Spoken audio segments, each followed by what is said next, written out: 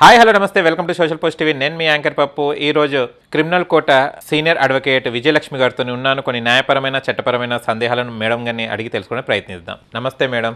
నమస్తే అమ్మా. ఎలా ఉన్నారు? బాగున్నామ్మా. చాలా వరకు చూస్తే కనుక ఇప్పట్లో లవ్ మ్యారేజెస్ అని అబ్బాయిని ఇష్టపడి కానీ అమ్మాయిని ఇష్టపడి వెళ్ళిపోవడం, బయటికి పేరెంట్స్ని కాదని వెళ్ళిపోవడం జరుగుతుంది. అంటే పేరెంట్స్ అంగీకారం లేకుండా పెళ్లి జరుగుతుంది. వాళ్ళకు అలాంటి వాళ్ళకు ఆస్తిలో భాగం ఉంటుందా? ఉండదమ్మా, నో డౌట్. ఓకే, ఉండదు. ఎందుకంటే నువ్వు వాళ్ళ మాట విననప్పుడు వాళ్ళ ఆస్తిలో అడిగే హక్కు నీకెక్కడిది?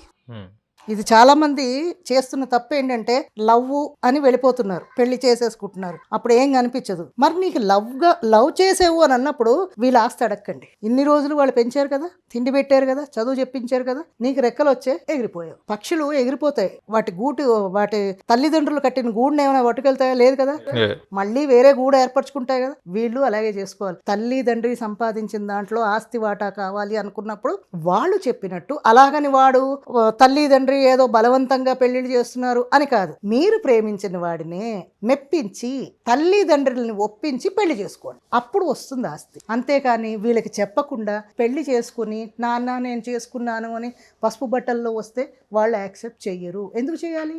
చేయరు. వాళ్ళకి ఈగోస్ ఉంటాయి, నీకన్నా పెద్దవాళ్ళు. వాళ్ళు చెప్పిన మాట మీరు వినాలి, కానీ మీ చెప్పిన మాట వాళ్ళు వినరు పేరెంట్స్. అప్పుడు ఏంటవుతుందంటే ఇగో మాలాంటి వాళ్ళ దగ్గరికి వస్తారు, కొట్టుకొని అడ్వకేట్స్ దగ్గరికి వస్తారు. ఈ ఒకటే సొల్యూషన్, నేను ఇయ్యనండి అంటాడు తండ్రి. ఇవ్వకండి చెప్పు, ఎందుకంటే ఈ అమ్మాయి వినలేదు, ఈ అబ్బాయి వినలేదు, ఇవ్వకండి. ఆస్తి ఇవ్వవలసిన అవసరం లేదు, అడిగే హక్కు వాళ్ళకి లేదు. లేదు, హక్కు లేదు. ఎందుకంటే వీళ్ళ కష్టార్జితం. అదే వాళ్ళ తాత రాసిందో వాళ్ళ ముత్తాత నుంచి యాన్సిస్ట్రల్ ప్రాపర్టీ కనుక ఉంటే వీళ్ళకి హక్కు ఉంటుంది, దాంట్లో హక్కు ఉంటుంది. తల్లిదండ్రి సంపాదించిన దాంట్లో మాత్రం వాళ్ళకి హక్కు ఉండదు. వాళ్ళ సెల్ఫ్ ఎక్వైర్డ్ ప్రాపర్టీ మీద హక్కు ఉండదు. ఒకవేళ వీళ్ళకి పిల్లలు పుట్టినా కూడా ఇప్పుడు కొత్తగా జంట ఎవరైతే పెళ్లి చేసుకున్న వాళ్ళకు వీడికే దిక్కు లేదంటే వాళ్ళ పిల్లలకి ఎందుకు ఇస్తారు? అదేదో వాళ్ళ దయాధర్మ భిక్షం అంతే. కానీ ఇక్కడే చెక్ పెడుతున్నారు కదా, వీళ్ళ మ్యారేజే మాకు నచ్చలేదు, సో వాళ్ళ పిల్లలకి మేము ఎందుకు పెడతామో అని అంటారు కొంతమంది. ఇంకా ఆ టైంకి ముసలోళ్ళు అయిపోయి మనం అసలు కన్నా వడ్డీ ప్రేమ అంటారు కదా, మనవల మీద ఏమైనా ప్రేమ వస్తే వీళ్ళు ఎవరికి రాయకుండా చచ్చిపోతే అప్పుడు ఆ పిల్లలకి చెల్లుతుంది. ఎందుకంటే వాళ్ళు యాన్సిస్టర్లు అవుతారు. అంతేగాని వీళ్ళకి మాత్రం ఇవ్వను అంటే ఇవ్వక్కర్లేదు, అవసరం లేదు. వీళ్ళు కేసు వేసినా కూడా చెల్లదు. ఓకే.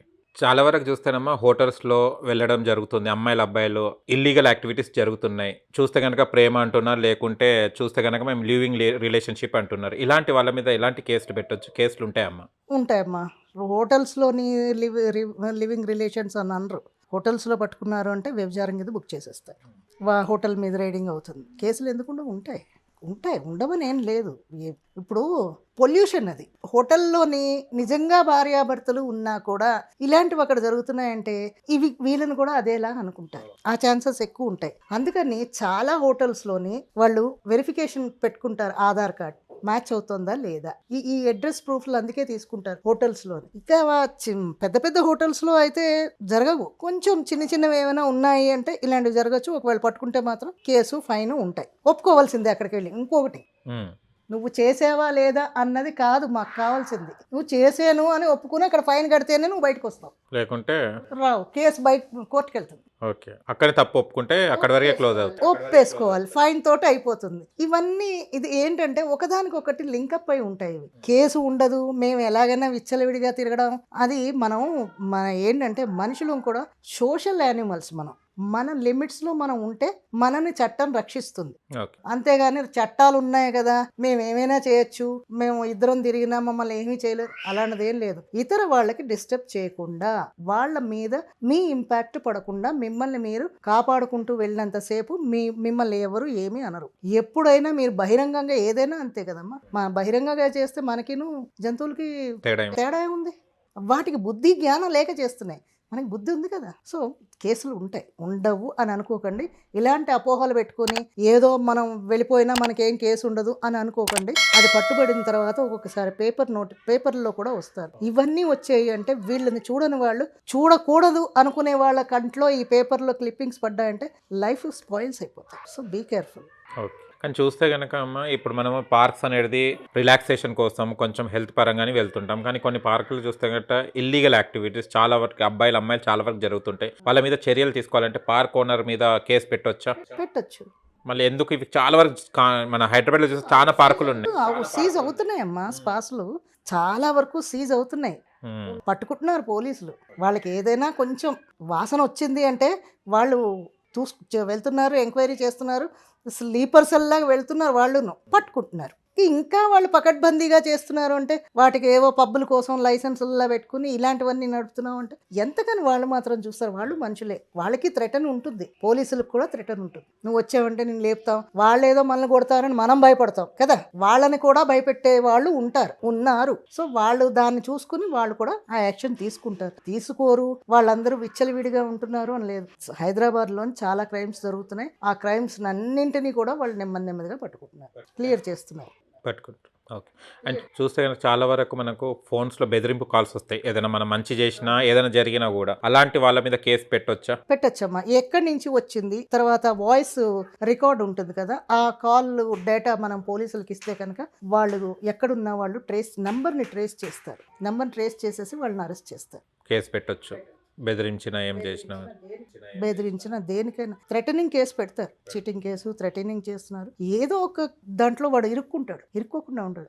ఎవరినైనా ఏం బెదిరిస్తున్నాడు, డబ్బు కోసం బెదిరిస్తున్నాడా, ప్రాణాని కోసం బెదిరిస్తున్నాడా, దేనికి బెదిరిస్తున్నాడు? మనీ అంటే దానికి ఒక సెక్షన్ లేదు, నీ ప్రాణం తీస్తాను అని అదొక సెక్షన్ కింద వెళ్ళిపోతుంది. లేదు, హెరాస్ చేస్తున్నాడు ఆడపిల్లల్ని, హెరాస్మెంట్ కేసు పెడతారు, వాడు దొరికి పట్టుకుంటారు, చిత కొడతారు.